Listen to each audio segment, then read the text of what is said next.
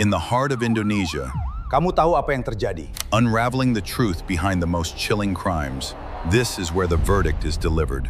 Pada bulan Desember 2006, di sebuah rumah di desa pinggiran Yogyakarta, 3 orang anggota keluarga ditemukan tewas secara bersamaan. Mereka adalah sang ibu, Siti Rahayu, 48 tahun, putri sulung, Dewi Lestari, 24 tahun, dan putri bungsu, Ratnasari, 17 tahun. Dewi, yang baru saja lulus ujian calon pegawai negeri sipil (CPNS) dan menanti penempatan pertamanya, serta Ratna, yang sangat berbakat dalam melukis, ditemukan tak bernyawa bersama ibu mereka di rumah yang sama pada suatu subuh. Ketiganya ditemukan dalam posisi seperti sedang tertidur pulas, rapi, dan teratur. Yang aneh adalah kondisi rumah pada malam itu. Pintu depan dan jendela kamar utama terkunci rapat dari dalam. Tidak ada tanda-tanda pembobolan atau perlawanan. Perhiasan di meja rias, bahkan amplop berisi uang hasil penjualan warung makan di lemari dapur, semuanya utuh tak tersentuh. Namun, kepala keluarga, suami sekaligus ayah dari ketiga wanita itu, Budi Santoso, lenyap tanpa jejak bagai ditelan bumi. Mantel, sepatu, dan dompetnya tertinggal begitu saja. Dunia pun menuding Budi Santoso sebagai seorang ayah yang keji. Seorang pembunuh yang melarikan diri setelah menghabisi keluarganya sendiri. Wajah Budi Santoso terpampang setiap hari di siaran berita. Kakak saya tidak mungkin melakukan itu. Tolong selamatkan kakak saya. Adiknya, Bambang Irawan, menangis memohon di hadapan para polisi, meyakinkan bahwa kakaknya telah difitnah. Namun, tak ada yang mendengarkan rintihannya. Kasus itu akhirnya menjadi kasus yang tak terpecahkan karena kurangnya bukti yang menentukan, dan Bambang jatuh sakit setelah menghabiskan seluruh hartanya untuk mencari kebenaran. Kuburan ketiga wanita itu pun hanya ditumbuhi rumput liar yang subur. 11 tahun berlalu begitu saja. Kemudian, pada musim gugur 2017, di sebuah hutan lebat dekat lereng Merapi, seorang pencari tanaman obat tua menemukan sebuah gubuk reot. Di dalam gubuk, terbaring seorang pria dengan rambut dan janggut yang telah tumbuh hingga ke dada, napasnya terengah-engah. Pria itu adalah Budi Santoso, sang ayah yang menghilang 11 tahun lalu dan diyakini telah membunuh keluarganya. Dunia sekali lagi gempar, mencapnya sebagai pembunuh berdarah dingin. Namun, Budi Santoso yang dibawa ke rumah sakit tidak memberikan pembelaan atau sanggahan apapun. Ia hanya membuka sebuah sapu tangan usang yang tak pernah lepas dari dadanya selama 11 tahun dengan tangan gemetar. Di tengah sapu tangan itu, terdapat sebuah kancing logam kecil yang berkarat, lebih kecil dari kuku jari. Kancing ini jatuh di halaman rumah saya malam itu, bisiknya. Pemilik kancing inilah yang membunuh keluarga saya. Pada saat yang sama, di pusat kota Yogyakarta, seorang pria dengan senyum ramah kembali memberikan sumbangan dalam jumlah besar. Ia adalah pahlawan lokal yang dermawan yang setiap tahun menyantuni panti asuhan dan panti jompo, sosok pemuda yang bersih dan tak bercela. Melihat wajah pria itu di televisi, Budi Santoso meneteskan air mata yang telah ia pendam selama 11 tahun. Dan malam itu, para detektif diam-diam berkumpul di depan kantor pria itu, membawa sebuah kancing yang warnanya telah memudar. Apa yang sebenarnya terjadi di kamar utama rumah yang terkunci dari dalam itu? Mengapa Budi Santoso, sang kepala keluarga, menghilang ke dalam hutan dan hidup seperti binatang selama 11 tahun setelah ketiga anggota keluarganya meninggal? Dan siapakah sebenarnya sosok pria bersih yang ditunjuk oleh sebuah kancing kecil setelah 11 tahun? Agar arwah ketiga, wanita yang pergi dengan penuh ketidakadilan, dapat beristirahat dengan tenang, mari kita mulai kisah ini dari awal. Musim dingin tahun 2006, angin dingin bertiup kencang sejak subuh di sebuah desa di pinggiran Yogyakarta. Di sudut desa, terdapat sebuah warung makan kecil yang dikelola oleh Siti Rahayu. Biasanya, aroma lontong sayur yang harum memenuhi gang setiap pagi buta, tetapi entah mengapa pintu gulung warung itu tetap tertutup rapat selama 2 hari. Seorang tetangga yang merupakan pelanggan setia awalnya mengira Siti sedang sakit. Namun, melihat warung itu masih tutup hingga siang hari, hatinya menjadi cemas dan ia pun melangkahkan kaki ke rumah Siti di ujung gang. Rumah bercat putih itu tampak sangat sunyi, tak seperti biasanya. Tetangga itu mencoba menggoyangkan gerbang, tetapi tidak ada sahutan dari dalam. Saat ia berjinjit untuk mengintip ke dalam halaman, aroma aneh yang tak dikenali menyengat hidungnya. Perasaan dingin merayap di punggungnya. Dengan tangan gemetar, ia berlari ke telepon umum terdekat dan menelepon polisi. Tim dari Polres setempat yang menerima laporan segera tiba di rumah Siti. seorang polisi mengetuk pintu tetapi tidak ada jawaban. Tak lama kemudian, petugas pemadam kebakaran datang dan mendobrak pintu depan yang terkunci rapat. Begitu pintu terbuka, wajah para polisi yang berada di dalam seketika mengeras. Seorang polisi muda di barisan depan mundur selangkah dan menutup mulutnya. Di tengah ruang keluarga, Putri sulung Dewi terbaring seolah sedang tidur. Di kamar utama, sang ibu, Siti Rahayu, dan di kamar kecil, putri bungsu, Ratna, ditemukan secara berurutan. Ketiga jenazah itu terbaring dengan sangat rapi, seolah-olah seseorang dengan telaten telah menata tempat tidur mereka. Selimut yang ditarik hingga ke dada membuat pemandangan itu terasa semakin ganjil. Seorang ibu dan kedua putrinya meninggal secara bersamaan di malam yang sama, pemandangan yang bahkan membuat para detektif berpengalaman pun terdiam membeku. Hal pertama yang dilakukan kepala tim investigasi adalah memeriksa tanda-tanda masuk di seluruh penjuru rumah. Pintu depan terkunci rapat dari dalam sebelum didobrak oleh petugas pemadam kebakaran. Jendela ruang keluarga dan kamar utama juga terkunci dari dalam. Tidak ada sedikit pun tanda-tanda pembobolan. Hanya sebuah lemari pajangan di sudut ruang keluarga yang sedikit miring dan bergeser dari dinding. Kepala tim investigasi masuk ke kamar utama dan memeriksa meja rias Siti. Sebuah kotak kecil berisi perhiasan pernikahan masih tergeletak di atasnya. Di atas lemari dapur, amplop berisi uang hasil penjualan warung makan juga utuh tak tersentuh. Pemandangan ini terlalu aneh untuk dianggap sebagai perampokan. Ini berarti ada seseorang yang datang bukan untuk merampok, melainkan hanya untuk mengambil nyawa ketiga wanita ini. Saat itu, seorang detektif berhenti di ambang pintu kamar utama. Sosok Budi Santoso, kepala keluarga, suami, dan ayah dari ketiga korban, tidak terlihat dimanapun. Di gantungan dekat pintu depan, mantel tebal yang biasa dipakai, Budi masih tergantung rapi. Di bawah rak sepatu, sepasang sepatu kerja, usangnya juga tertata dengan baik. Fakta bahwa Budi menghilang tanpa membawa mantel atau sepatunya membuat kepala para detektif semakin pusing. Para tetangga mulai berkerumun di gang. Sepasang suami istri tua yang tinggal di sebelah mengatakan bahwa Budi dan Siti dikenal sebagai pasangan yang sangat harmonis. Seorang ibu pemilik salon yang akrab dengan Siti menggelengkan kepala dan berkata, "Tidak mungkin Siti dibunuh oleh suaminya. Pria itu hanya tahu istri dan anak-anaknya."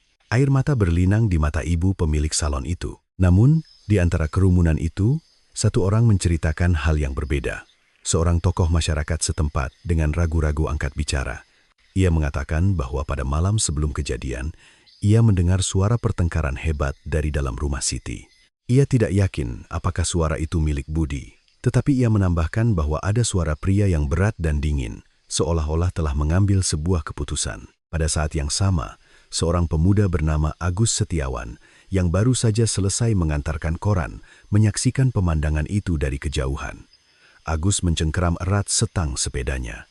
Ia teringat dengan jelas sebuah mobil sedan mewah berwarna hitam yang berhenti cukup lama di gang rumah Siti 2 hari sebelum kejadian. Agus menghampiri seorang detektif dengan hati-hati. Namun, detektif yang sibuk lalu lalang di lokasi kejadian tidak mendengarkan ceritanya sampai selesai dan malah menyuruhnya menyingkir. Menjelang senja, seorang pria berlari tergesa-gesa ke dalam gang. Ia adalah Aditya Nugraha, tunangan Dewi Lestari dan putra tunggal dari sebuah keluarga terpandang di daerah itu. Aditya yang berusia 29 tahun, mengenakan kemeja putih dan setelan jas hitam yang rapi, berdiri di depan garis polisi dengan wajah pucat. Aditya terduduk lemas, menutupi wajahnya dengan kedua tangan. Para tetangga yang melihat pemuda yang kehilangan tunangan dan calon mertuanya sekaligus itu, ikut meneteskan air mata. "Seandainya saja kemarin saya tidak pergi ke acara keluarga besar di Jakarta," kata Aditya dengan suara bergetar, bahunya berguncang. Kerabat yang ada di dekatnya datang dan menepuk punggungnya. Tidak ada seorang pun yang menatap pemuda berwajah rapi itu dengan curiga. Kepala tim investigasi menulis nama Budi Santoso di urutan teratas dalam catatannya. Sebuah rumah yang terkunci dari dalam, di mana sang kepala keluarga menghilang, 3 jenazah yang ditata rapi, serta perhiasan dan uang tunai yang tak tersentuh, semua petunjuk mengarah pada satu orang. Polisi memutuskan untuk menetapkan Budi sebagai tersangka utama pada malam itu juga dan memulai prosedur pencarian. Demikianlah kasus kematian ibu dan anak di Yogyakarta yang merenggut 3 nyawa dalam satu keluarga mulai terseret ke dalam pusaran investigasi dengan kancing pertama kebenaran yang salah terpasang. Pada saat yang sama, ratusan kilometer dari Yogyakarta, Di sebuah jalan setapak sempit di kaki gunung yang dalam, seorang pria berjalan terhuyung-huyung. Seluruh tubuhnya berlumuran tanah, tanpa mengenakan mantel. Pria itu adalah Budi Santoso. Wajahnya menunjukkan bahwa ia tidak tidur sedikit pun sejak kembali ke rumah 3 malam yang lalu setelah bekerja. Bibir Budi membiru karena kedinginan. Berjalan di tengah hutan musim dingin hanya dengan kemeja tipis. Tangan kanannya terkepal erat, tidak pernah terbuka sekalipun. Budi menemukan sebuah gubuk kosong yang hampir roboh dan bersembunyi di dalamnya. Di dalam gubuk yang penuh sarang laba-laba, Budi akhirnya terduduk dan terengah-engah. Perlahan, Budi membuka tangan kanannya, memperlihatkan sebuah kancing logam kecil yang kokoh di telapak tangannya. Itu adalah kancing mewah dengan benang emas di tepinya, seolah-olah berasal dari setelan jas hitam. Air mata Budi menetes deras, membasahi kancing itu. Dalam benaknya, kejadian 3 malam lalu terus berputar. Pulang lebih larut dari biasanya setelah kerja malam, Budi merasa curiga saat melihat pintu depan rumahnya sedikit terbuka. Dengan diam-diam, Budi masuk ke halaman dan melihat punggung seorang pria yang baru saja keluar dari pintu depan. Pria itu mengenakan setelan jas hitam, rambutnya rapi, dan sepatunya bersih. Saat pria itu menoleh di bawah cahaya remang-remang, Budi terkejut melihat wajah Aditya Nugraha, calon menantunya. Budi berlari masuk ke dalam rumah seolah kesurupan. Hal pertama yang ia lihat adalah putri sulungnya, Dewi, terbaring di tengah ruang keluarga. Saat berlari ke kamar utama, lutut Budi lemas seketika. Memegang tangan Siti yang sudah dingin, Budi bahkan tidak bisa berteriak. Ketika Budi membuka pintu kamar putri bungsunya, Ratna, dunianya sudah runtuh dalam sekejap. Saat Budi berlari kembali ke halaman dengan terhuyung-huyung, Aditya baru saja membuka pintu mobil sedan mewah hitamnya.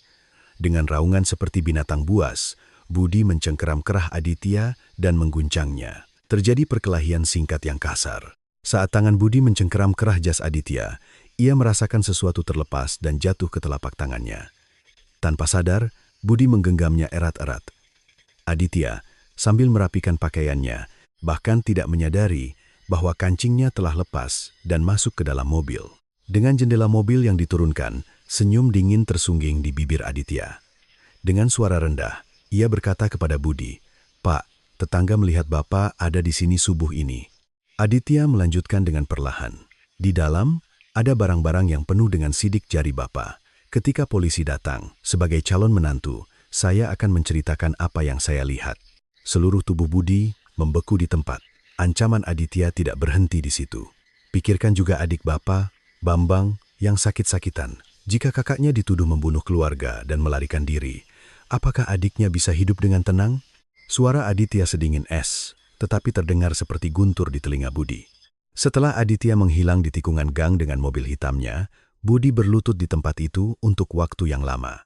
Jika ia melapor ke polisi, ia akan dituduh sebagai pembunuh keluarganya sendiri. Satu-satunya yang ia miliki hanyalah adiknya, Bambang, yang seumur hidup menanggung utang untuk biaya pengobatan ibu mereka yang sudah tua. Sekarang adiknya pun akan ikut hancur karena fitnah ini. Dengan tangan gemetar, Budi mengeluarkan sapu tangan dan membungkus kancing itu dengan hati-hati. Kemudian, ia menyimpannya di saku terdalam dadanya. Malam itu, tanpa sempat mengenakan mantel, Budi mulai berjalan tanpa tujuan ke arah gunung di belakang desanya. Salju dingin masuk ke dalam sepatunya, dan ujung kakinya sudah lama mati rasa, tetapi Budi tidak bisa berhenti.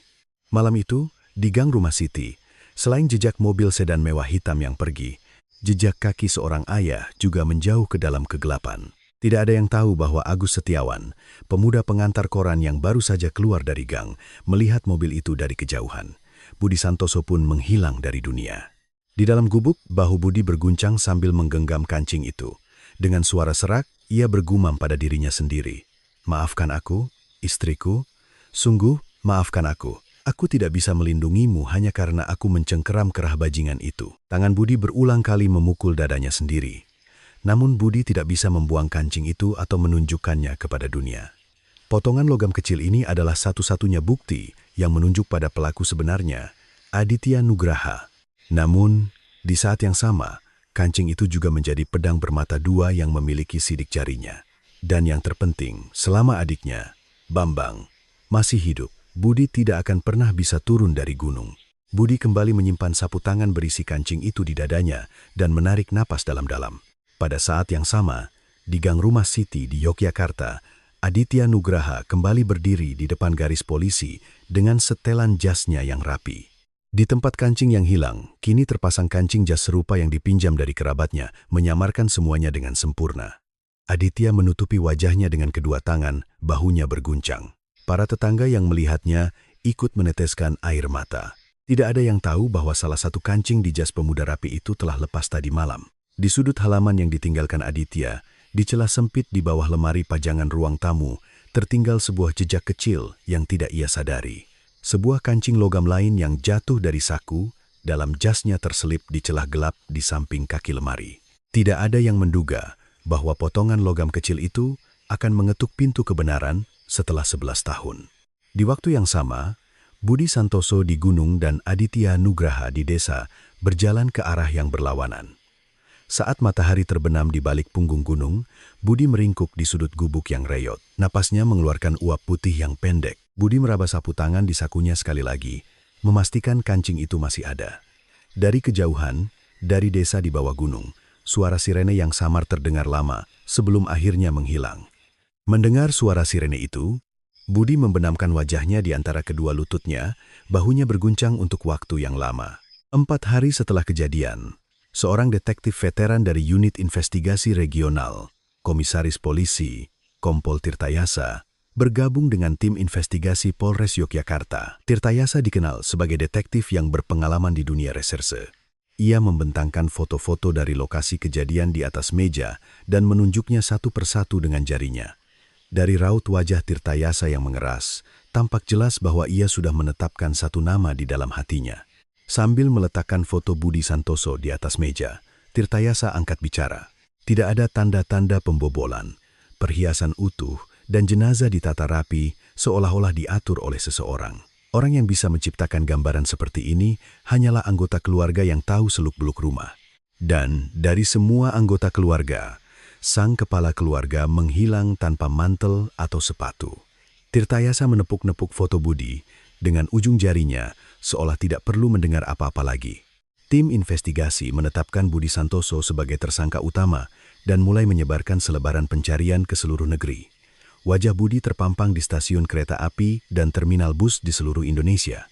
Media massa setiap hari memberitakan kisah seorang ayah keji yang melarikan diri setelah membunuh keluarganya. Para tetangga menggelengkan kepala, tidak percaya bahwa Budi yang mereka kenal bisa melakukan hal sekeji itu. Namun, di hadapan fakta bahwa Budi menghilang tanpa membawa mantel atau sepatunya, mulut para tetangga pun perlahan-lahan terbungkam. Pada saat yang sama, di Rumah Siti, tim forensik sedang melakukan pemeriksaan mendetail terakhir. Kepala tim, Pak Hartono, menyorotkan senter ke bawah lemari pajangan di ruang tamu dan dengan hati-hati memasukkan pinset. Dari celah sempit, sebuah kancing logam bulat kecil terangkat oleh ujung pinset.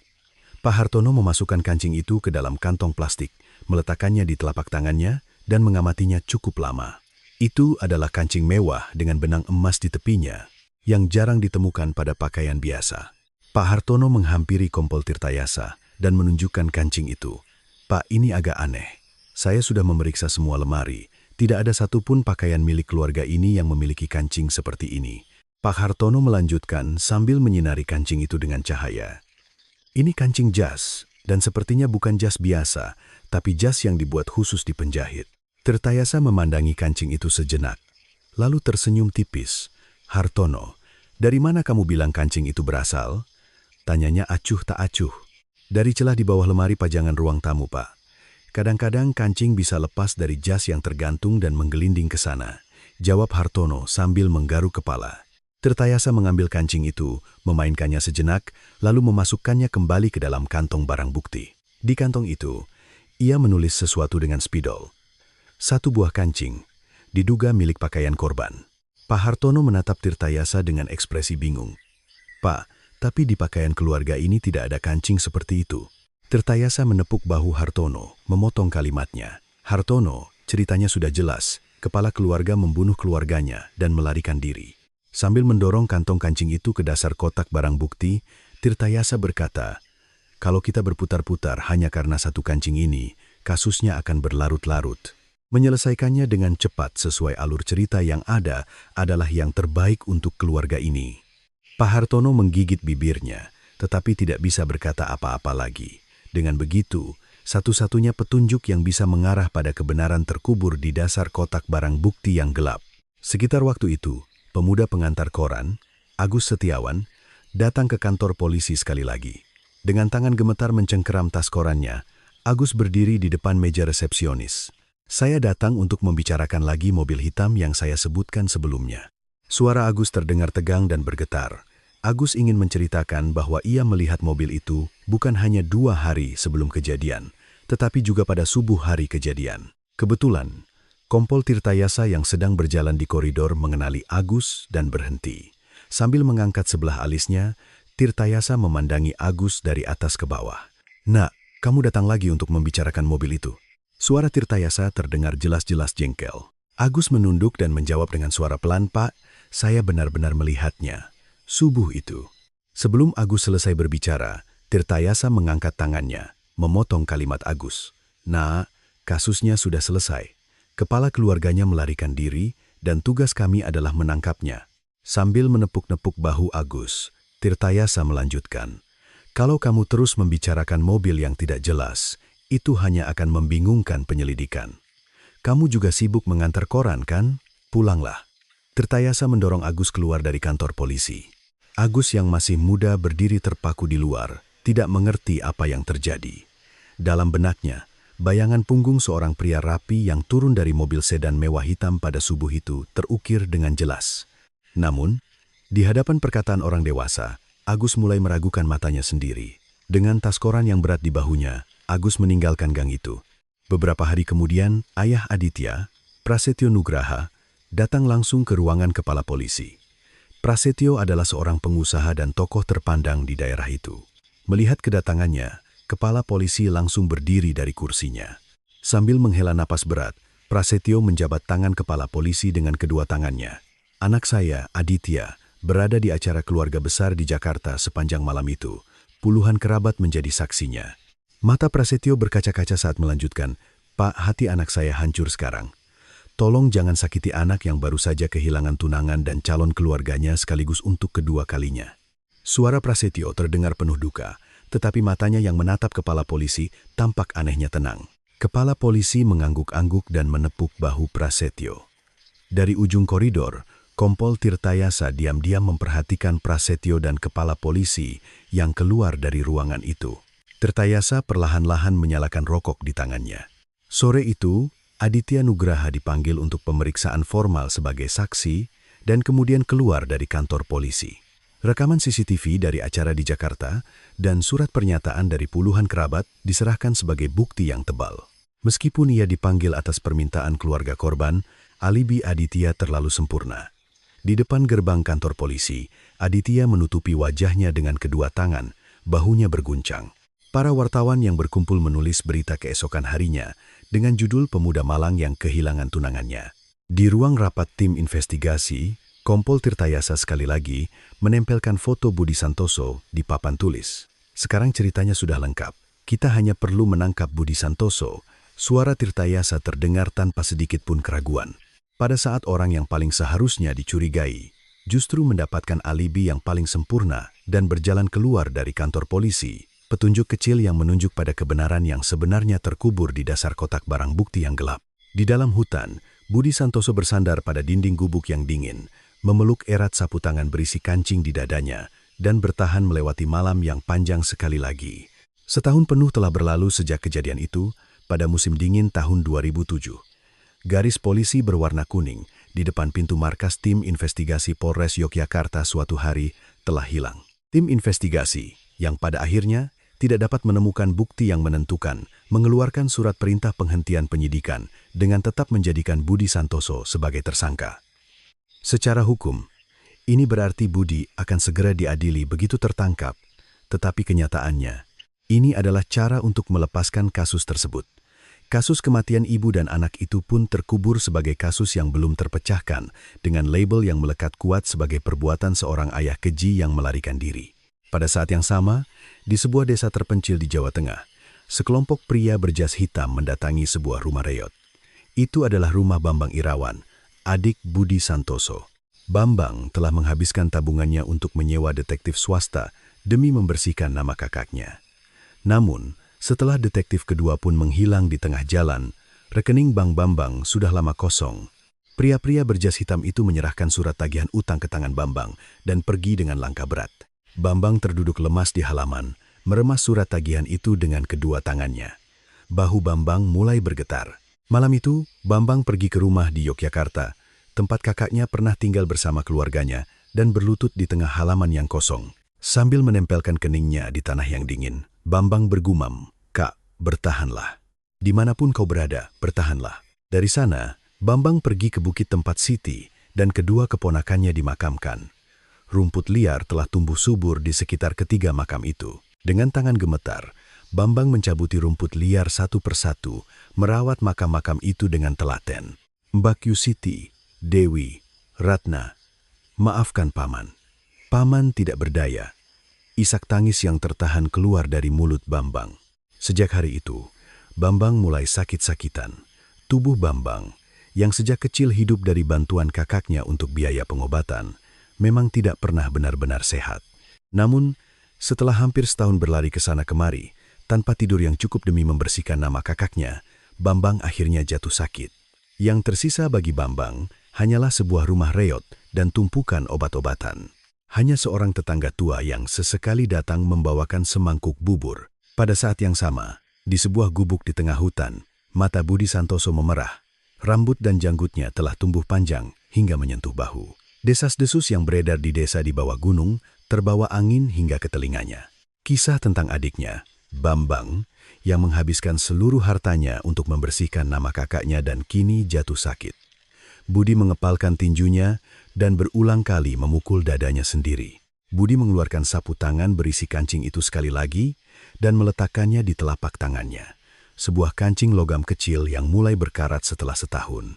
Setiap kali pikiran untuk turun gunung dengan membawa kancing ini dan mengakhiri segalanya muncul, tangan Budi gemetar hebat. Namun, setiap kali itu pula, kata-kata terakhir Aditya kembali terngiang di telinganya. Jika kakaknya dituduh membunuh keluarga dan melarikan diri, apakah adiknya bisa hidup dengan tenang? Budi kembali membungkus kancing itu dengan hati-hati dan menyimpannya di dadanya. Waktu terus berlalu seperti seekor binatang yang tidak bisa turun gunung maupun mati di dalam hutan. Air mata kembali menetes di atas lutut Budi. Budi bersandar pada dinding gubuk, menatap cahaya bintang yang masuk melalui celah atap yang rusak. Di suatu tempat di balik cahaya bintang itu, sepertinya ada Siti dan kedua putrinya. Pada saat yang sama, di sebuah aula hotel mewah di pusat kota Yogyakarta, sebuah pernikahan megah sedang berlangsung. Mempelai prianya tidak lain adalah Aditya Nugraha. Aditya, yang menyandang predikat pemuda malang yang kehilangan tunangannya, menikahi putri tunggal keluarga terpandang lainnya setelah pertunangan singkat. Kerah jas Aditya di tengah aula tampak rapi tanpa celah. Di antara para tamu, terdengar bisikan bahwa jika kedua keluarga ini bersatu, bisnis di seluruh Yogyakarta akan terguncang sekali lagi. Ayah Aditya, Prasetyo Nugraha, naik ke atas panggung dan memegang mikrofon. "Putra kami Aditya telah bangkit kembali setelah mengalami kesedihan yang mendalam setahun yang lalu." Prasetyo berhenti sejenak dan berpura-pura menyeka matanya dengan sapu tangan. Tepuk tangan singkat terdengar dari berbagai sudut aula. Aditya dengan lembut menepuk bahu ayahnya yang berada di atas panggung dan menunjukkan ekspresi sedih. Setelah pernikahan, Aditya mulai secara resmi mengambil alih bisnis ayahnya. Pada usia 30-an, Aditya dengan cepat menjadi pengusaha termuda di Yogyakarta. Kamar Dagang dan Industri setempat mengangkat Aditya sebagai wakil ketua muda. Setiap tahun, Aditya menjadi berita utama di surat kabar sebagai pahlawan dermawan, menyumbangkan sejumlah besar uang untuk panti asuhan dan panti jompo. Tidak ada yang teringat pada mobil sedan mewah hitam pada subuh kelam itu di balik senyum cerahnya. Pada hari pertama, Aditya memasuki kantor barunya. Di atas mejanya, terpajang sebuah foto keluarga Siti Rahayu yang warnanya telah memudar. Di dalam foto, Siti, Dewi, dan Ratna tersenyum sambil berangkulan mesra. Setiap kali tamu datang ke kantornya, Aditya menunjuk foto itu dan menundukkan kepalanya sejenak. Para tamu, terharu, ikut menyeka mata mereka dan menepuk bahu Aditya. Senyum tipis yang sulit diartikan tersungging di bibir Aditya. Perubahan juga terjadi pada Kompol Tirtayasa, detektif yang terburu-buru menutup kasus itu. Sebulan setelah kasus itu dinyatakan sebagai kasus yang belum terpecahkan, Tirtayasa dipromosikan ke posisi yang lebih tinggi. Di acara perayaan promosinya, orang pertama yang menepuk bahunya tidak lain adalah Prasetyo Nugraha. Prasetyo dengan diam-diam menyelipkan amplop tebal ke tangan Tirtayasa dan berbisik, "Pak, kedepannya saya mohon bantuannya." Tangan Tirtayasa sedikit gemetar saat menerima amplop itu, tetapi akhirnya amplop itu masuk ke saku dalamnya. Sejak saat itu, Tirtayasa mulai menerima jabatan sebagai penasihat di berbagai organisasi daerah yang disponsori oleh keluarga Nugraha. Setelah pensiun dari kepolisian, ia bahkan mendapatkan sebuah rumah pribadi yang nyaman yang disediakan oleh Prasetyo. Secara lahiriah, Tirtayasa tampaknya telah mendapatkan masa tua yang tidak kekurangan apapun. Namun, pada malam-malam ketika ia pulang dalam keadaan mabuk berat, Tirtayasa sering berdiri di dekat jendela balkon, berkeringat dingin untuk waktu yang lama. Dalam benaknya, sebuah kancing logam kecil yang ia dorong ke dasar kotak barang bukti hari itu tidak pernah hilang. Tirtayasa berjalan terhuyung-huyung di ruang tamu dengan segelas whisky di tangannya. Dari mulutnya, keluar suara rendah yang tidak akan terdengar oleh siapapun. Apa gunanya sebuah kancing pada akhirnya? Namun, gelas whisky di tangan Tirtayasa terus bergetar tanpa henti. Pada saat yang sama, di sebuah perusahaan kecil di kota, pemuda bernama Agus Setiawan sedang duduk di mejanya, merapikan dokumen. Agus telah meninggalkan kampung halamannya di Yogyakarta dan mendapatkan pekerjaan di sebuah perusahaan dagang kecil di Jakarta. Kadang-kadang saat makan siang, Agus akan melamun, menatap mobil hitam yang terparkir di gang di luar jendela untuk waktu yang lama. Setiap kali itu terjadi, sumpit di tangan Agus perlahan-lahan berhenti. Agus menggelengkan kepalanya dan kembali mengubur kejadian pada subuh itu di sudut hatinya. Waktu memisahkan jalan hidup setiap orang. Budi Santoso di gunung semakin menyerupai binatang, sementara Aditya Nugraha di kota semakin menjadi pahlawan dermawan. Tumpukan obat Bambang Irawan semakin hari semakin tebal, dan mulut Agus Setiawan semakin terkunci rapat. Di atas makam ibu dan kedua putrinya, rumput liar kembali tumbuh subur. Kebenaran yang menelan satu keluarga utuh perlahan-lahan seolah terlupakan dari ingatan dunia. 10 tahun lagi berlalu, dan musim gugur tahun 2017 pun tiba. Di lereng gunung yang dalam di dekat Yogyakarta, seorang pria tua sering datang untuk mencari tanaman obat. Pria tua itu, yang usianya sudah mendekati 70 tahun, pagi itu kembali memanggul keranjangnya dan masuk jauh ke dalam hutan. Saat memasuki sebuah lembah yang belum pernah ia kunjungi sebelumnya, ia tanpa sengaja menemukan sebuah gubuk reot. Dengan perasaan campur aduk antara penasaran dan takut, pria tua itu mendekati gubuk tersebut. Saat ia sedikit mengangkat tirai jerami di pintu gubuk, kedua kakinya membeku di tempat. Seorang pria dengan rambut dan janggut yang telah tumbuh hingga ke dada terbaring di atas alas jerami, napasnya terengah-engah. Wajahnya hitam karena kotoran, tetapi ia jelas-jelas seorang manusia. Pria tua itu menjatuhkan cangkul kecil di tangannya dan mundur selangkah. Kemudian, ia berlari menuruni jalan setapak dan langsung melapor ke pos polisi desa. Polisi naik gunung, mengevakuasi pria yang hampir kehilangan kesadaran itu dengan tandu dan membawanya turun. Pria itu menderita gizi buruk dan pneumonia parah, dan segera dipindahkan ke sebuah rumah sakit di pusat kota Yogyakarta. Terbaring di ranjang rumah sakit, pria itu perlahan-lahan membuka matanya dan menatap detektif yang berdiri di sampingnya. Detektif itu mencocokkan foto pria itu di komputer dan langsung berdiri dari kursinya. Ayah yang menghilang 11 tahun yang lalu setelah diduga membunuh keluarganya, Budi Santoso, terbaring di sana. Berita ini segera menyebar ke seluruh negeri pada malam itu. Media massa terus-menerus menayangkan berita utama tentang ayah keji yang tertangkap setelah 11 tahun. Orang-orang berkumpul di depan televisi dan serempak menuding, beraninya manusia seperti itu kembali hidup. Setelah membunuh keluarganya, dia bersembunyi di hutan selama 11 tahun. Manusia terkutuk.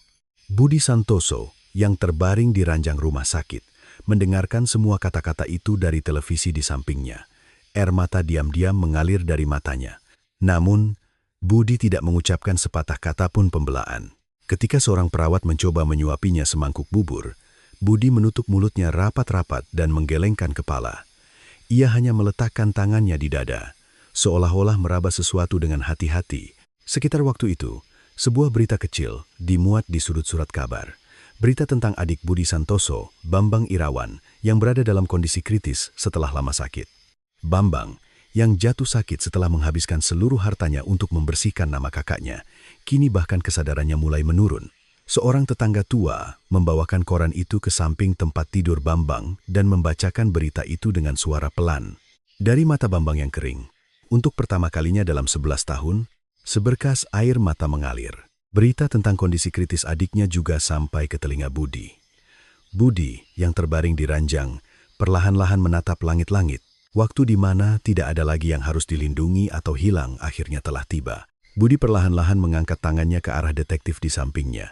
"Pak, saya punya sesuatu." Keesokan paginya, seorang detektif muda membuka pintu kamar rumah sakit Budi. Detektif berusia pertengahan 30-an itu adalah Ajun Komisaris Polisi, AKP, Damar Wibisono, yang baru saja ditugaskan di tim khusus penanganan kasus lama yang belum terpecahkan. Damar membawa semua catatan kasus 11 tahun yang lalu dan duduk di kursi di samping tempat tidur. Sambil memegang tangan Budi dengan lembut, Damar berkata, "Bapak, silakan berbicara perlahan. Saya akan mendengarkan sampai selesai." Tangan Budi yang kasar bergetar saat merogoh saku dalam dadanya. Setelah meraba-raba cukup lama, ia mengeluarkan sebuah sapu tangan usang yang tidak pernah lepas darinya selama 11 tahun. Budi membuka sapu tangan yang telah menguning karena waktu itu lapis demi lapis dengan hati-hati. Di tengah sapu tangan, sebuah kancing logam kecil berbentuk bulat muncul. Kancing jas mewah dengan benang emas di tepinya. Mata Damar terpaku pada kancing itu. "Bapak, ini apa?" Suara Damar terdengar bergetar. Budi mengatur napasnya yang berat dan perlahan-lahan membuka mulutnya. "Kancing ini jatuh di halaman rumah saya malam itu. Pemilik kancing ini yang membunuh keluarga saya." Perasaan dingin merayap di punggung Damar. Damar segera membuka kembali catatan kasus 11 tahun yang lalu, lembar demi lembar. Sebuah baris yang tertulis dengan huruf kusam di bawah daftar barang bukti menarik perhatiannya. Satu buah kancing, diduga milik pakaian korban.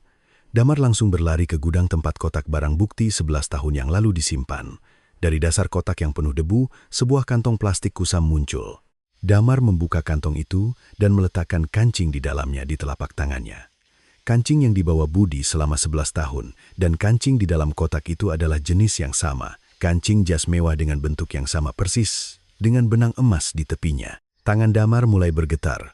Damar segera mencari para ahli jas dengan membawa kedua kancing itu. Satu kancing ditemukan di bawah lemari pajangan di ruang tamu rumah Siti. Kancing yang lain didapat Budi saat ia mencengkeram kerah jas Aditya di halaman. Jika kedua kancing itu berasal dari jas orang yang sama, maka kasus ini harus digambar ulang dari awal. Malam itu, Damar duduk di depan mejanya dan mulai memeriksa kembali catatan investigasi awal 11 tahun yang lalu, lembar demi lembar. Jari Damar berhenti di satu baris. Itu adalah kesaksian yang diberikan oleh pemuda pengantar koran, Agus Setiawan, sebanyak 2 kali setelah kejadian.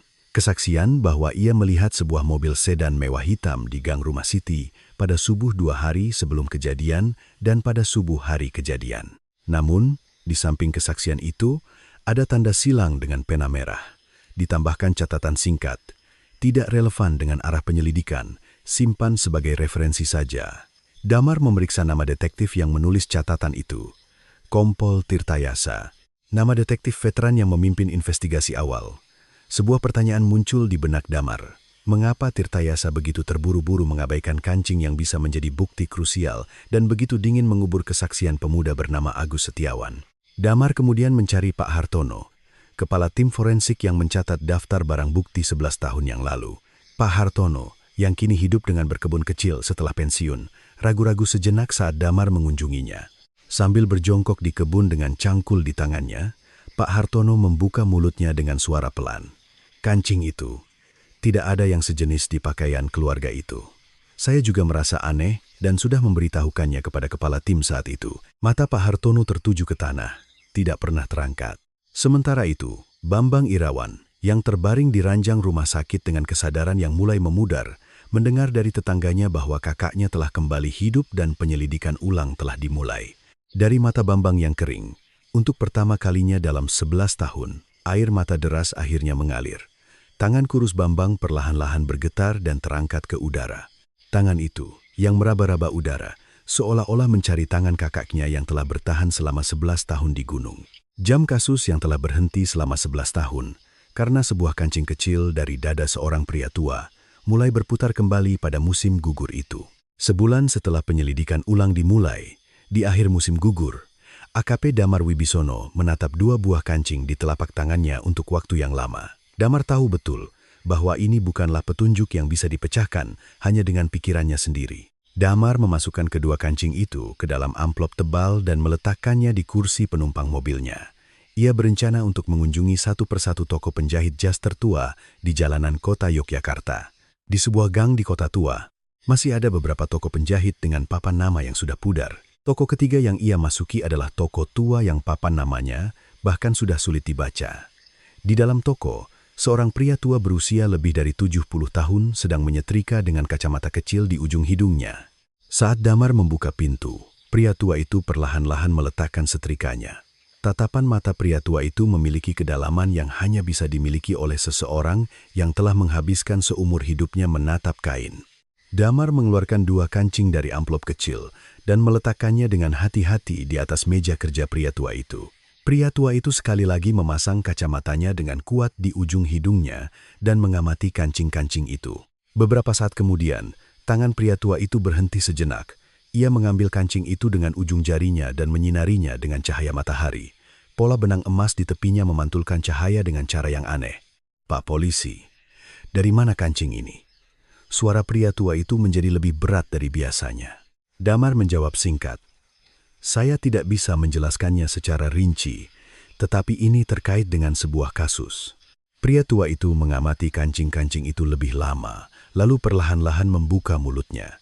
"Ini bukan kancing jas biasa, ini kancing yang pernah saya pasang, hanya pada satu setelan jas." Pria tua itu bangkit dan mendekati rak buku tua di belakang toko. Dari rak paling bawah, ia mengeluarkan sebuah buku catatan kulit yang tebal. Tahun yang tertulis di sampulnya sudah pudar, buku pesanan dari hampir 20 tahun yang lalu. Pria tua itu meletakkan buku itu di atas meja kerjanya dan mulai membaliknya halaman demi halaman. Aroma kertas tua memenuhi toko kecil itu. Jari pria tua itu berhenti di salah satu halaman. Di atas kertas kuning yang sudah pudar, pria tua itu menunjuk sebuah baris yang ditulis dengan tangan. "Kancing ini diimpor dari Inggris, hanya 10 buah. 2 di antaranya saya pasang pada satu setelan jas." Di tempat yang ditunjuk oleh ujung jari pria tua itu, tertulis dengan jelas nama orang yang memesan jas tersebut dengan huruf kecil, Aditya Nugraha. Getaran aneh merayap di punggung Damar. Damar bertanya lagi kepada pria tua itu dengan suara pelan, "Bapak, apakah benar-benar hanya satu orang yang memesan jas ini?" Pria tua itu perlahan-lahan melepaskan kacamatanya, meletakkannya di atas meja kerja, dan mengangguk. "Jas dengan kancing ini hanya ada satu di toko saya, tidak ada yang lain." Damar dengan sopan menerima surat pernyataan dari pria tua itu dan memasukkannya ke dalam tasnya yang tebal. Setelah keluar dari toko, Damar mencengkeram erat setir mobilnya begitu ia masuk. Nama pemuda rapi yang bersembunyi di balik alibi yang sempurna itu akhirnya muncul ke permukaan. Kembali ke kantor, Damar segera membentangkan semua informasi tentang Aditya Nugraha dan mulai menganalisisnya. Putra tunggal dari keluarga terpandang, pengusaha muda di Yogyakarta, pahlawan dermawan yang setiap tahun memberikan sumbangan. Beberapa hari kemudian, Damar mengirimkan surat panggilan resmi ke kantor Aditya. Aditya, yang kini berusia awal 40-an, menerima surat itu di kantornya di pusat kota Yogyakarta.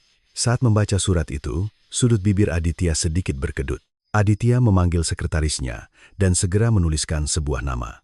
Sejak saat itu, kartu nama dari tim pengacara ternama di negeri ini mulai berdatangan di depan pintu kantor Aditya.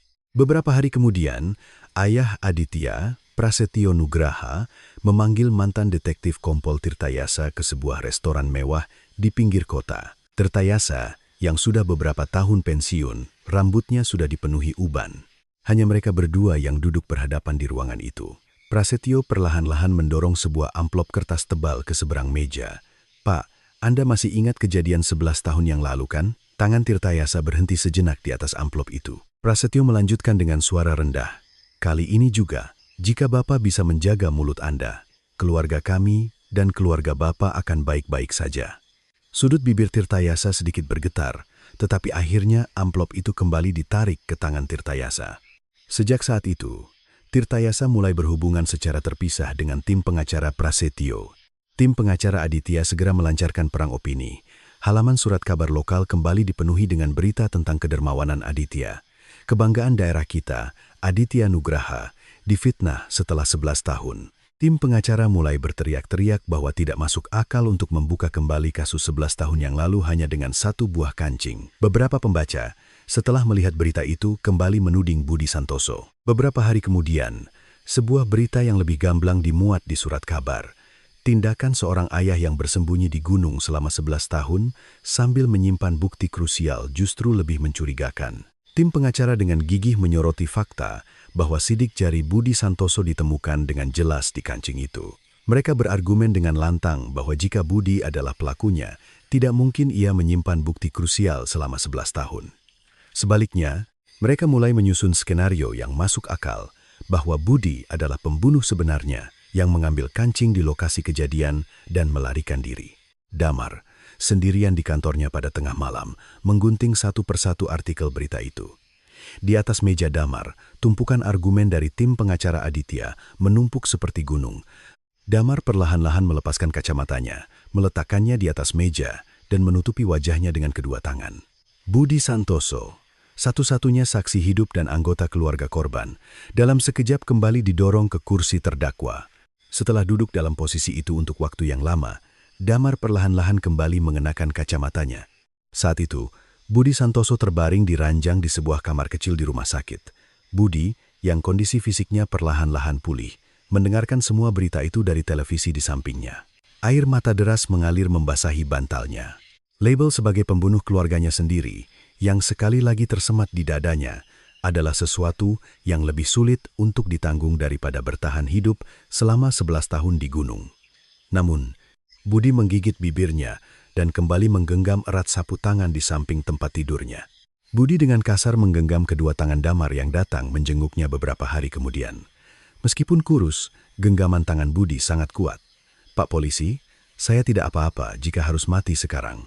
Asalkan nama baik keluarga saya. Asalkan nama baik keluarga saya dibersihkan." Suara serak Budi memenuhi kamar rumah sakit yang kecil. Damar dengan lembut menutupi punggung tangan Budi yang kasar dengan tangannya yang lain. Tepat pada saat pintu kebenaran seolah-olah terbuka lebar, tembok besar kekayaan dan kekuasaan sekali lagi mencengkeram pergelangan kaki tim investigasi. Di atas meja Damar, tergeletak berdampingan surat pernyataan dari Pak Karyo, foto 2 buah kancing, dan kesaksian satu baris dari Agus Setiawan yang terkubur 11 tahun yang lalu. Apakah potongan-potongan kertas kecil ini bisa meruntuhkan gunung besar bernama Aditya Nugraha? Damar sendiri belum yakin. Damar kembali memegang amplop di atas mejanya. Kemudian ia menutup matanya dan duduk dalam posisi itu untuk waktu yang lama. 3 hari menjelang sidang di mana saksi kunci akan dihadirkan di pengadilan, suatu sore, AKP Damar Wibisono masih belum mematikan lampu kantornya di tengah malam, memeriksa kembali berkas-berkas dari 11 tahun yang lalu.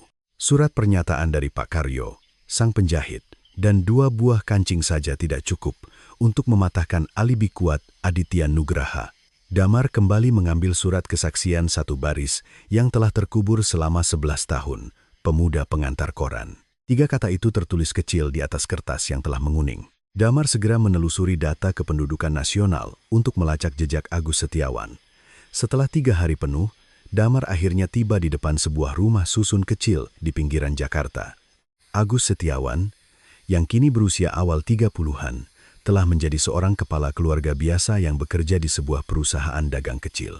Saat Agus membuka pintu karena mendengar bel, ia langsung membeku begitu melihat kartu identitas polisi. Wajah Agus seketika pucat pasi. Damar mengajak Agus ke sebuah kafe kecil dan duduk berhadapan. Damar menunjukkan berkas kasus 11 tahun yang lalu dan memberitahukan bahwa Budi Santoso telah turun dari gunung. Tangan Agus yang berada di atas cangkir kopi mulai bergetar. Damar dengan hati-hati meletakkan surat kesaksian Agus yang terkubur 11 tahun yang lalu di atas meja, menyaksikan mobil sedan mewah hitam di gang rumah Siti Rahayu pada subuh 2 hari sebelum kejadian dan pada subuh hari kejadian. Setelah hening cukup lama, desahan berat keluar dari mulut Agus. "Pak, saya benar-benar melihatnya subuh itu." Suara Agus bergetar. Agus mulai menceritakan kembali pemandangan hari itu. Punggung seorang pria berpenampilan rapi dengan setelan jas hitam yang turun dari mobil sedan mewah hitam, bahkan setelah 11 tahun, masih terukir jelas di benaknya. Sebaris air mata mengalir dari mata Agus. Seandainya saja waktu itu saya tidak mengubur begitu saja apa yang saya lihat, keluarga itu tidak akan menderita selama 11 tahun. Agus tidak bisa melanjutkan kalimatnya dan menutupi wajahnya dengan kedua tangan. Damar dengan lembut meletakkan tangannya di bahu Agus. Pak Agus, meskipun terlambat, sekarang belum terlambat. Tolong bersedia menjadi saksi di pengadilan. Setelah ragu-ragu cukup lama, Agus akhirnya mengangguk perlahan. Damar menggenggam erat tangan Agus dengan kedua tangannya dan menundukkan kepalanya dalam-dalam. Malam itu, di sebuah kafe kecil, keduanya duduk hingga larut. Di dalam tas Damar, kini ada selembar surat kesaksian baru dari Agus. Malam itu terasa seolah-olah semuanya akhirnya kembali ke tempatnya. Namun, berita itu segera sampai ke telinga Prasetyo Nugraha. Entah dari mana informasinya bocor. Orang-orang Prasetyo telah mengetahui pekerjaan dan hubungan keluarga Agus bahkan sebelum malam itu berakhir. Keesokan paginya, ketika Agus tiba di depan kantornya untuk bekerja, dua orang pria berjas hitam menghalangi jalannya. Salah satu dari mereka perlahan-lahan menyelipkan sebuah amplop tebal ke tangan Agus. "Pak Agus, anak Anda baru saja masuk sekolah, ya?" Pria yang lain melanjutkan dengan suara dingin, "Apa yang Anda katakan di pengadilan akan menentukan nasib keluarga Anda selamanya." Amplop di tangan Agus mulai bergetar. Pria-pria itu tersenyum tipis, meninggalkan satu kalimat lagi sebelum pergi. Sebaiknya, biarkan kejadian 11 tahun yang lalu terkubur. Malam itu, Agus pulang dan berdiri lama di depan kamar anaknya yang masih kecil. Agus tidak bisa menatap lurus wajah anaknya yang tertidur lelap di tempat tidur. Lutut Agus lemas seketika. Agus keluar ke ruang tamu, bersandar pada meja makan, dan gemetar untuk waktu yang lama. Kemudian, ia mengeluarkan ponselnya dan perlahan-lahan menekan nomor Damar. Di seberang telepon, terdengar suara gemetar Agus. "Pak Polisi, maafkan saya. Saya tidak bisa datang ke pengadilan." Damar langsung berdiri dari kursinya. "Pak Agus, apa yang terjadi? Apakah ada yang mengganggu Anda?" Agus tidak menjawab untuk waktu yang lama, hanya terdengar isak tangis. Damar segera menyalakan mobilnya dan menuju Jakarta. Ketika Damar tiba di depan rumah Agus dan menekan bel, Agus tidak membukakan pintu. Damar memohon lama di depan pintu yang tertutup rapat. "Pak Agus, demi keluarga itu, tolong beranikan diri sekali lagi." Namun, dari dalam hanya terdengar suara napas kasar Agus, tidak ada jawaban. Keesokan paginya, Agus secara resmi membuat surat pencabutan kesaksian dan menyerahkannya ke pengadilan. "Saya mengakui bahwa ingatan saya 11 tahun yang lalu kabur, dan saya tidak melihat apapun dengan jelas." Tulisan tangan gemetar Agus terukir baris demi baris di atas kertas. Ketika selembar kertas itu sampai di meja Damar, Damar berdiri terpaku untuk waktu yang lama. Kertas di tangan Damar bergetar. Dengan saksi kunci yang berbalik arah dan kancing yang kini menjadi bukti yang merugikan Budi Santoso, menara kebenaran yang susah payah dibangun oleh tim investigasi kembali berada di ambang keruntuhan. Di halaman surat kabar lokal, wawancara Aditya Nugraha dimuat dengan foto besar. "Selama 11 tahun terakhir, saya hidup dalam kesedihan karena kehilangan tunangan dan keluarganya.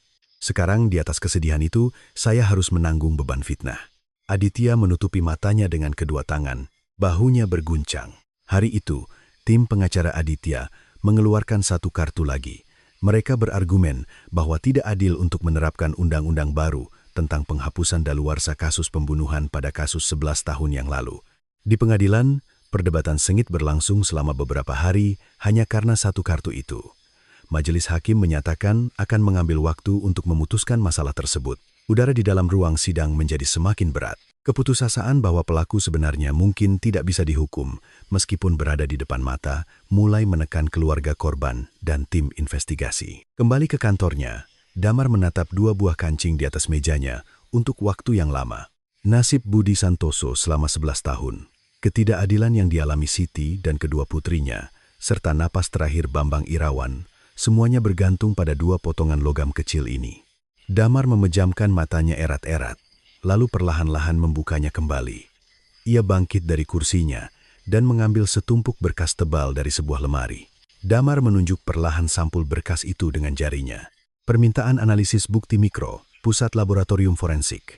Kartu terakhir, yaitu teknologi forensik yang jauh lebih maju dibandingkan 11 tahun yang lalu, masih ada di sana. Damar kembali menyegel kedua kancing itu dengan hati-hati ke dalam amplop tebal. Di atas amplop, ia menulis dengan rapi, permintaan analisis bukti mikro Detektif Damar Wibisono. Damar memeluk erat amplop itu di dadanya. Di luar jendela kantor, matahari terakhir musim gugur perlahan-lahan terbenam. Damar membuka pintu kantornya sambil memegang amplop itu. Ia melangkah perlahan menuju kartu terakhirnya. 10 hari penuh telah berlalu sejak Damar menyerahkan amplop berisi kancing ke Pusat Laboratorium Forensik Puslapfor. Pagi itu, ponsel Damar yang duduk di depan mejanya bergetar singkat.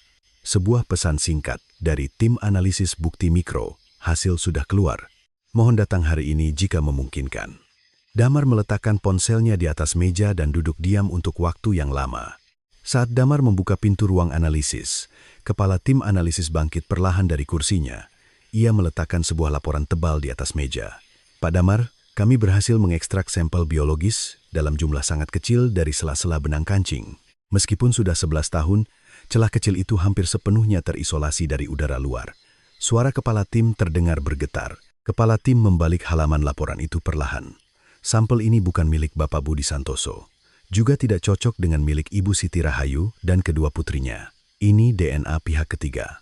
Mata Damar terpaku pada laporan itu. Beberapa hari kemudian, tim pengacara Aditya Nugraha berkumpul di kantor untuk menyusun strategi pembelaan baru. Tepat pada saat itu, Damar datang langsung ke kantor Aditya dengan surat perintah untuk pengambilan sampel DNA. Sudut bibir Aditya berkedut seperti biasa saat menerima surat perintah itu, tetapi ia tidak bisa menyembunyikan getarannya sampai akhir. Sampel kecil yang diambil dari selaput lendir, mulut Aditya segera dikirim ke Puslapfor. Hasil perbandingannya keluar dalam waktu kurang dari 3 hari. Kepala tim analisis sekali lagi menyerahkan laporan ke tangan Damar. DNA pihak ketiga yang terdeteksi di sela benang kancing, cocok sempurna dengan DNA Aditya Nugraha. Akhirnya, seberkas cahaya yang telah terpendam selama 11 tahun mulai bersinar di mata Damar. Alibi sekuat baja yang melindungi Aditya selama 11 tahun hancur berkeping-keping di hadapan sebuah kancing kecil. Pukulan pertama telah mendarat telak di dada Aditya. Sementara itu, di pengadilan, tim pengacara sedang berjuang dalam perdebatan hukum terakhir mereka. Yang terhormat Majelis Hakim, penerapan retroaktif undang-undang baru pada kasus ini tidak adil. Pengacara tertua dari tim itu memohon dengan suara keras sambil menangkupkan kedua tangannya. Damar dengan tenang bangkit dari kursi jaksa dan mengangkat laporan tentang kancing itu. Majelis Hakim memeriksa dengan teliti berkas dari kedua belah pihak selama beberapa hari. Akhirnya, Majelis Hakim, yang selama ini diam, perlahan-lahan membuka mulutnya. Kasus ini dengan jelas masih dalam masa daluarsa ketika undang-undang baru diberlakukan. Oleh karena itu, dinyatakan bahwa kasus ini termasuk dalam lingkup penerapan undang-undang baru. Bisik-bisik singkat terdengar di antara para hadirin. Bahu tim pengacara serempak terkulai. Pukulan kedua telah menyegel jalan keluar terakhir Aditya Nugraha. Sidang dihentikan sejenak. Saat itu, ponsel Damar berdering dengan panggilan darurat. Panggilan dari sebuah rumah sakit kecil di Yogyakarta. Rumah sakit tempat kompol. Perenpul. Tirtayasa dirawat setelah divonis menderita penyakit parah. Di seberang telepon, seorang perawat berkata dengan suara gemetar pada Damar, pasien meminta Bapak untuk segera datang. Damar segera menyalakan mobilnya dan menuju rumah sakit itu. Wajah Tirtayasa yang terbaring di ranjang sudah menguning pekat. Tirtayasa perlahan-lahan membuka matanya dan mengenali Damar. Tangan kurus Tirtayasa menunjuk sebuah amplop tebal di atas meja kecil di sampingnya. Saat Damar mengambil amplop itu, bibir kering Tirtayasa bergerak perlahan.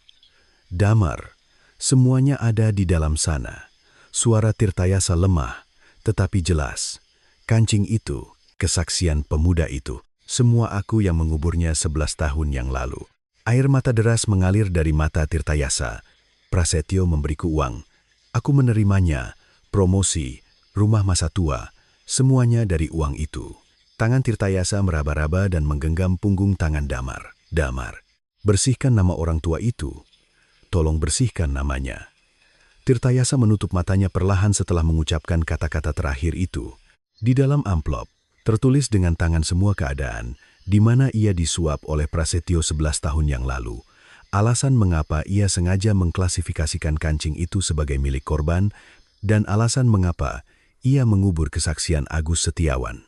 Sebuah CD berisi rekaman pengakuan yang direkam sendiri oleh Tirtayasa juga ada di dalam amplop itu. Damar memegang punggung tangan Tirtayasa yang semakin dingin untuk waktu yang lama. Pukulan ketiga telah mendarat secara bersamaan di atas kepala Aditya dan Prasetyo Nugraha. Setelah pengakuan Tirtayasa dipublikasikan, Agus Setiawan juga mendapatkan kembali keberaniannya. Agus menuliskan semua keadaan di mana ia diancam oleh pria-pria berjas hitam dalam sebuah surat pernyataan dan mengirimkannya ke meja Damar. Kembali ke pengadilan, Agus dengan jelas bersaksi tentang punggung seorang pria rapi yang turun dari mobil sedan mewah hitam pada subuh itu.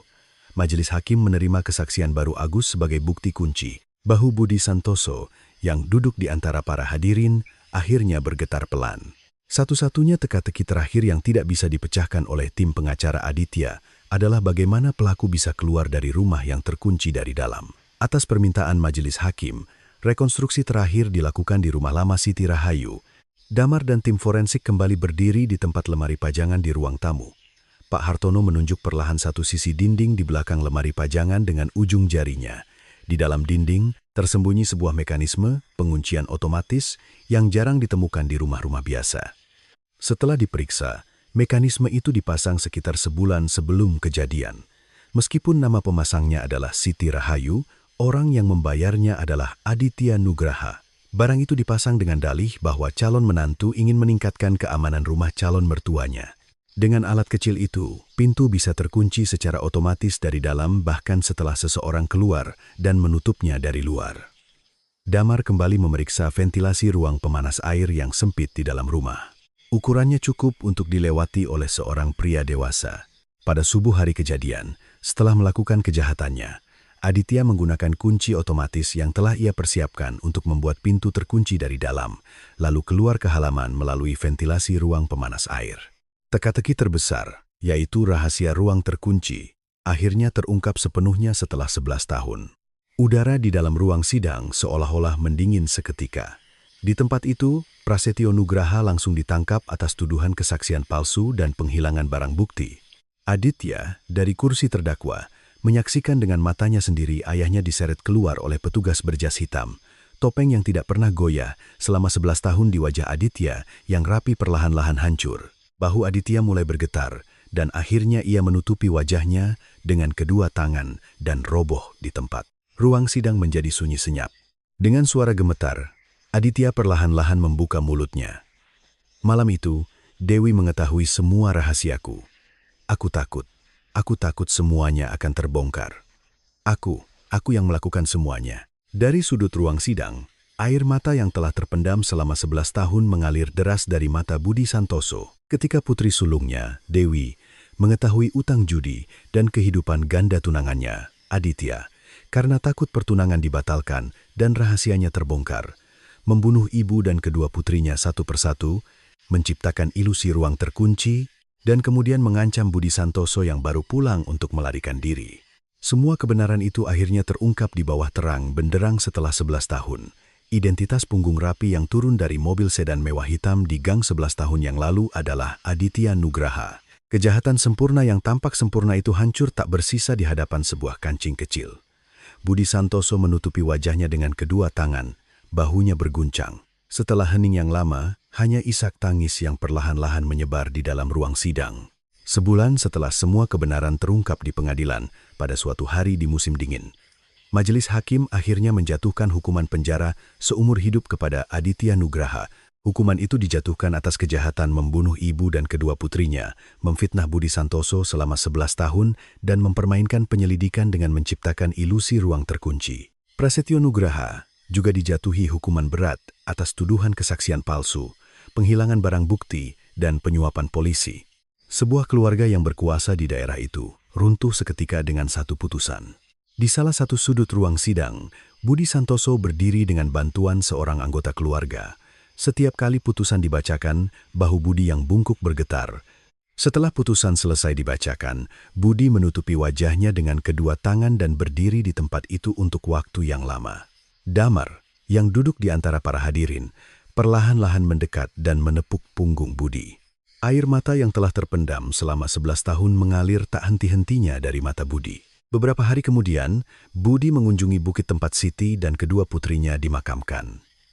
Budi, yang rambutnya sudah dipenuhi uban, berjalan perlahan menaiki lereng dengan punggung bungkuk. Di depan ketiga makam, sepupu Bambang Irawan telah datang lebih dulu dan membersihkan rumput liar di atasnya. Lutut Budi yang gemetar menekuk dan ia terduduk di tanah yang dingin. Kedua tangan Budi mulai membelai perlahan nisan Siti. Dengan suara lirih, Budi berkata, "Sayang, maafkan aku. Seharusnya aku mati di tempat itu setelah mencengkeram leher bajingan itu. Aku membiarkan kalian seperti ini selama 11 tahun, hanya untuk menyelamatkan diriku sendiri. Sayang, tolong maafkan suami yang tidak berguna ini." Budi menempelkan keningnya perlahan ke nisan Siti. Di depan makam kedua putrinya, Budi juga terisak lama. "Dewi, kamu sudah menanti penempatan pertamamu, kan? Ayah ingin sekali melihatmu menikah." Ratna, putri bungsu ayah yang suka melukis. Maafkan ayah yang tidak berguna ini. Budi juga menyapu tanah di atas makam kedua putrinya dengan telapak tangannya. Daun-daun kering terbawa angin dan jatuh satu persatu di atas makam. Sementara itu, di sebuah kamar di rumah sakit di Yogyakarta, Bambang Irawan dengan cemas menunggu kedatangan kakaknya. Bambang, yang kesadarannya sudah mulai memudar, mendapatkan kembali sedikit kekuatan setelah mendengar berita bahwa kakaknya dinyatakan tidak bersalah. Di samping tempat tidurnya, tergeletak sebuah surat kabar dengan rapi. Kasus pembunuhan ibu dan anak di Yogyakarta, pelaku sebenarnya tertangkap setelah 11 tahun. Tangan kurus Bambang perlahan-lahan membelai surat kabar itu. Pintu kamar perlahan-lahan terbuka dan Budi masuk dengan punggung bungkuk. Air mata deras perlahan-lahan mengalir dari mata Bambang yang kering. Budi berlutut di samping tempat tidur dan menggenggam erat tangan kurus adiknya dengan kedua tangannya. Dengan suara lirih, Bambang berkata, "Kak, terima kasih sudah bertahan hidup. Hanya itu saja, terima kasih sudah hidup." Budi membenamkan wajahnya di punggung tangan adiknya dan terisak lama. "Bambang, maafkan aku. Aku mencoba melindungimu, tetapi malah membuatmu semakin sakit." Bambang perlahan-lahan menggelengkan kepala. "Kak, itu bukan salahmu. Bagaimana mungkin itu salahmu?" Kedua tangan kakak beradik itu saling berpegangan erat untuk waktu yang lama. Pada saat yang sama, di sebuah rumah susun kecil di Jakarta, Agus Setiawan duduk di meja makan sambil membaca surat kabar. Di halaman surat kabar, berita tentang pembersihan nama Budi Santoso dimuat dengan foto besar. Anak kecilnya datang ke samping meja makan dan ikut melihat surat kabar itu. Sambil membelai lembut kepala kecil anaknya, Agus berkata dengan suara pelan, "Ayah melihat sesuatu yang menakutkan 11 tahun yang lalu, dan ayah tidak bisa berbicara untuk waktu yang lama." Anak itu menatap Agus dengan mata bulatnya. Tetapi, meskipun terlambat, ayah akhirnya menceritakan hal itu. Itu adalah hal yang benar untuk dilakukan. Mata Agus perlahan-lahan dipenuhi air mata. Agus melipat surat kabar di meja dan meletakkannya di sampingnya. Beban yang telah lama ia pendam di sudut hatinya, akhirnya perlahan-lahan terangkat. Sementara itu, di sebuah pemakaman di Yogyakarta, sebuah pemakaman kecil yang sunyi sedang berlangsung. Itu adalah pemakaman mantan detektif Kompol, Purn Tirtayasa, yang meninggalkan pengakuan sebelum meninggal karena penyakit parah. Hanya beberapa anggota keluarga dan Damar yang hadir di pemakaman yang sederhana itu. Damar dengan diam-diam meletakkan setangkai bunga krisan di depan foto Tirtayasa. "Pak, meskipun terlambat, berkat satu kata terakhir Anda, semuanya kembali ke tempatnya." Damar menundukkan kepalanya dalam-dalam. Wajah di foto Tirtayasa adalah wajahnya di masa jayanya. Wajah yang muda dan rapi itu terasa asing, seolah-olah milik orang lain. Damar berdiri di depan foto itu untuk waktu yang lama sebelum akhirnya berbalik. Angin kering bertiup panjang di atas pemakaman. Beberapa hari kemudian, di kantor tim khusus penanganan kasus lama Polres Yogyakarta, Damar kembali duduk di depan mejanya. Di atas meja, setumpuk berkas tebal dari kasus 11 tahun yang lalu tertata rapi. Damar menulis satu baris kalimat di halaman terakhir berkas itu. "Kasus pembunuhan ibu dan anak di Yogyakarta, kebenaran terungkap, selesai." Damar mengangkat berkas itu dengan kedua tangan dan menyimpannya di lemari. Namun di atas meja di sebelahnya, sudah ada setumpuk berkas tebal dari kasus lama lain yang belum terpecahkan. Damar memasang kembali kacamatanya dengan satu tangan. Di suatu tempat di dunia ini, kebenaran orang lain mungkin masih tertidur selama 11 tahun atau 20 tahun. Damar mulai membuka halaman pertama dari berkas tebal itu. Suara jarum detik jam dinding di salah satu sudut kantor memenuhi ruangan kecil itu. Waktu kembali berlalu. Di atas makam ibu dan kedua putrinya di bukit pinggiran Yogyakarta, bunga-bunga musim semi mulai bermekaran. Di depan makam yang telah lama tidak dikunjungi, para tetangga kembali datang untuk berziarah. Ibu-ibu yang dulu sering ke warung bersama Siti Rahayu meletakkan setangkai bunga liar di depan makam. Siti, meskipun berat, sekarang namamu sudah bersih, tidurlah dengan tenang. Dewi, Ratna, kalian juga, tidurlah dengan tenang bersama ibumu.